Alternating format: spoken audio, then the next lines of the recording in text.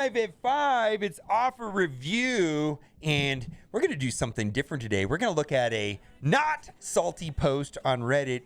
For some reason, this made me smile a little bit because, we had the blog post today and, no information what's going to happen with the Doom raids, no information on where Polaris is going to be, no information where, Shatterstar is going to be.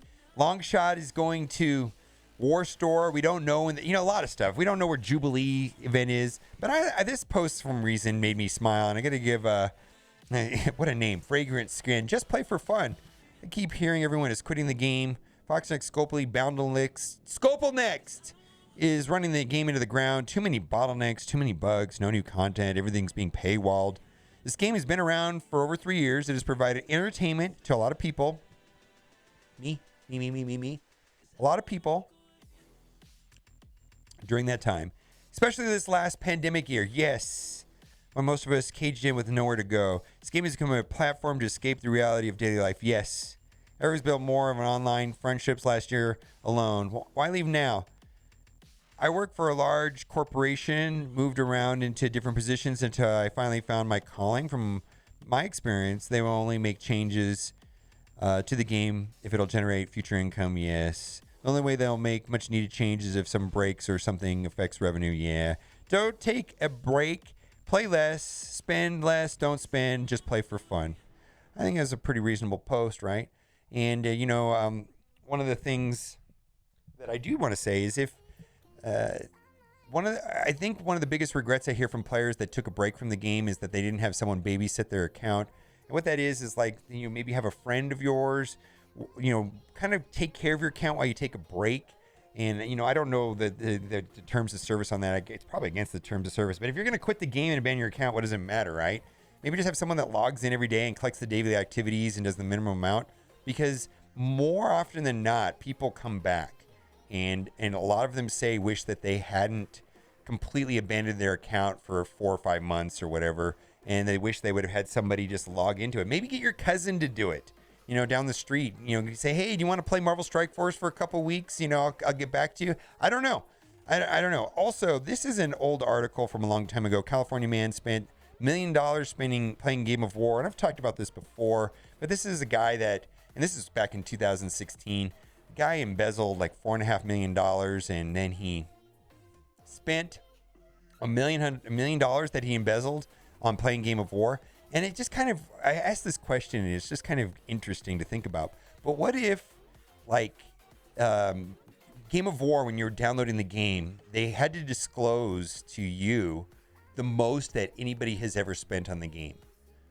One player playing Game of War has spent $2 million. Marvel Strike Force, one player has spent $380,000. Clash Royale, the most that anybody's ever spent on this game is $12,000. I'm just curious. It's just an idea. I don't know where I'm going with this idea. I don't even know why I brought it up. But it's just kind of interesting, like, that the top end on these games, $1 million, $2 million, hundreds of thousands of dollars. I don't know. It's an interesting conversation. Let's go to offer review, and we've got a limited time sale. We got these. I've typically been a fan of these $1 offers. Today, this one doesn't appeal to me that much. On one side, we've got 60 T3s for $1, and then right here we've got 96 SBCs for $1.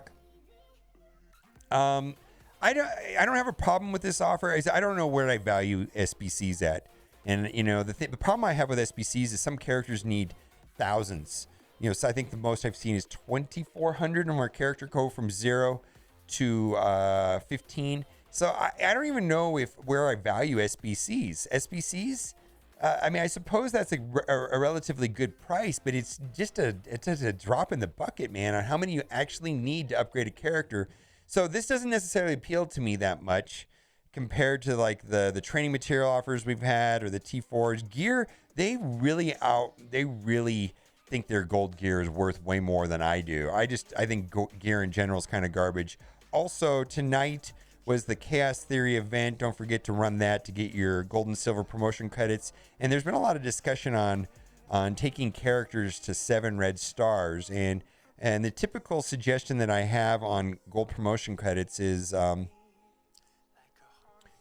it's better to take 3 characters to 6 than 2 characters to 7.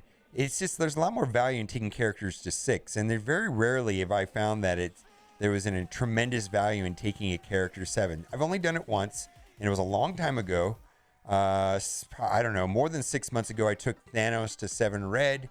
Not a suggestion that I would make today. I wouldn't say go do Thanos at 7. I think he's quite good at 6. But back then, having him at 7 made a huge difference in the arena, and I feel like I'm getting a tremendous value today. I promoted my Silver Surfer to 6, and Kestrel's not available there, but when Kestrel becomes available there, I feel very strongly in those 2 characters. So I think there's a lot of opportunity to upgrade Kestrel, a lot of opportunity to upgrade Silver Surfer over a lot of other characters in the game, where a lot of these other characters are probably just fine at 6. Unless it's going to impact your arena and put cores in your account every day because you place better in the arena, I don't see the point in taking a character from 6 to 7. And I got to tell you, taking Silver Surfer to 6 seems to make a difference in my arena placement. It just makes it a little bit harder to get through. Every team in arena is beatable. Yes, this is true. But it just seems to help a little bit. Anyways, Extraordinary Energy Bundle. We've got 400 energy right here, which I value at 200 core at $2. So I don't see how any of this adds up to $3 more. It's just I don't see the value there. I guess if you're doing double drops or you're trying to get to level 80, there might be some valuation there. But for me, I don't see it. Let's move on. Target X Offer. Dab. Dab. All right. Boy, that's something I've learned to do. I cough into my elbow now, like a vampire. Or just dab on your haters. Anyways, X23. I love X23, and so this is an offer for Doc Ock, which is happening on Monday. 5-star X-Force. I'm such a goof. 5-star X-Force to unlock Doc Ock. Doc Ock's amazing. X23 is my absolute favorite member on the team. I took her to gear tier 14, maybe even 15. I love her. She's great. I think she's going to be a great character for a long time. Can you justify $50 or $30 for 50 character shards? If this is the only character that you don't have at 5 stars and this helps you get Doc Ock on Monday, sure, go for it. I think X23 is an amazing character. Plus, she's relatively hard to get because she's a War Store character, and there's a lot of amazing characters in the War Store, and they just added Longshot, or they're going to be adding Longshot to the War Store, I guess on the 1st, I can't remember, but soon Longshot's coming to the War Store. Do what you got to do. It's just hard to justify, $30 for 50 character shards. Golden Bundle, pretty much garbage. At best, we value these at $2 a piece, so that's a total of $14, for those, and maybe another $5 for that. Doesn't even come close to $35. It's garbage. T1 Ion Offer. Still no word from the developers on what the requirements are going to be for Doom going forward. The ISO 8.5 has a lot of people worried. I've got 4 out of my 5 members on almost each leg. So it's going to take some work on getting them up to ISO 5. The stretch is amazing. So I'm sure they're selling a ton of these right now. The value is not really there for me. They have not discounted Ions or ISO 8 since the inception. There really has not been any kind of discounts on this. This is a standard offer that appears in the store regularly. I have bought this in the past. The end. Do what you got to do. I don't know. I bet you they're selling a ton of this because I think there's a lot of anxiety about not being able to go into the Doom raid. A lot of people are going to have to go back to U7.5 unless they change something. At least that's what they said in a week ago's blog post. Not today, but a week ago. Exclusive training offer. At best, we've got $2 a piece for these. So that's $8, and maybe that's worth another $2. $10 value for $20. Not a lot of value there. Again, Endless Energy Bundle. I value these at 3,000 of this for maybe $15. It's hard to say that the rest of this is worth $10 to me. If you're pushing for level 80 or trying to take advantage of double drops, check the event tabs. Don't forget, 2 times 0 is still 0. Let's move on. Orb Draft. This orb is going away because it's never been great. Premium Orb, $1. Gold Orbs, $2. Ability Orb, I've only personally ever valued those at 10 cents. Basic Orbs, worth probably about 90 cents. I've never bought this offer because I don't like this Watermelon Orb, which should be disappearing shortly. If you haven't opened these, the developers said that they're going away and to open them. So if you've been hoarding the traditional Watermelon ability orbs, the old ones, they are going away. open them now. There was an in-game message that said that. War consumable bundle. We've got Alliance War tonight. Hopefully we get some competitive heroes for hire. It's been a challenge. We're going to try out some new teams tonight in Alliance War. Pack of Shame is not necessary because I'm blitzing like a madman right now for Colleen, or it's Misty this week, right? Anyways, wail harder, you dirty blitzers, or just the TCP. It's all about the TCP. I hate that's my one issue with the blitz system in its current form. It really just Krakens don't care because they've already bought the 7-star characters. What it is the cheap veteran players. Like me, I consider myself kind of like a frugal whale. Yes, I've wailed hard on this game. But, I'm going to blitz. And, because I've been playing the game for a long time and I've spent money, I've got this, larger roster and I'm just scooping up the shards. And, why am I competing against a 90-day player? I don't know. You think that they would offer 2 blitzes at the same time? Right now we're running Misty. Why can't they run a valuable character that I'm not going to be as interested in, like Hela or Mr. Sinister, at the same time? So people that don't want to fight with everybody going after Misty, but yet they still need Hela or Mr. Sinister, they can just go over there and not have to compete against, a 90-day player competing against a 3-year player. I don't know, man. I don't know why they can't just run 2 blitzes at the same time. Anyways, Ultimate Orb Frenzy offer, gold orbs, $2 a piece, $12. Premium orbs, $1 a piece, $18. Not worth $25. Let's move on. All of this stuff down here is garbage. Let's toggle over to the free-to-play account. So pictured on this orb is Domino X23, and then hiding back here is Teenage Warhead. The problem I have with this offer is that it's random, and you could get 30 character shards of Deadpool or 30 character shards of Cable, which is also in this orb, and it might not be the characters you want.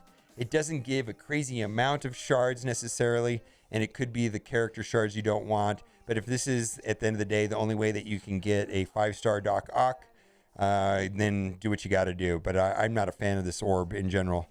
Very few situations I think it'd be worth it. Silver Surfer. I do find value in buying 20 Silver Surfer shards for $50.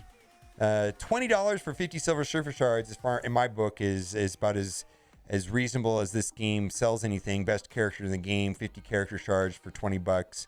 On my main account, I didn't hesitate to buy these. Let's move on and see what else we got. Big Boon offer. So this is the same issue right here. This is for the Doc Ock event on Monday. Teenage Warhead is pretty much the X-Force team is mostly about X23, but it's also secondarily about Teenage Warhead, because in an Alliance War on offense, she'll go first and she comes in, and if she can drop one person of their team below 50%, that gives turn meter to X23, and then the team just runs over the other team once that turn meter train starts with X23, and she's the one. But if she's not big enough to do that turn 1 AoE, it doesn't go as well. Anyways, let's move on. Domino, same story. She's easier to get though, although she's in the Blitz orbs. Do they move her into you could just buy her normally, but I know she was just in Blitz orbs for a while. Anyways, let's see if there's anything else of interest here. I'm pretty excited about Patch. Patch is tentatively set up, or I'm expecting, I haven't heard anything official, but we're expecting tentatively there's going to be a patch early next week. Typically patches come out on Tuesday. Sometimes in the past they've come out on Wednesday, but I'm fully expecting there to be a patch on Tuesday. Let me know what you think in the comment section. And as always, thanks for watching. Keep on gaming. Bye. Domino's Blitz Orb only, so they didn't move her yet. All right.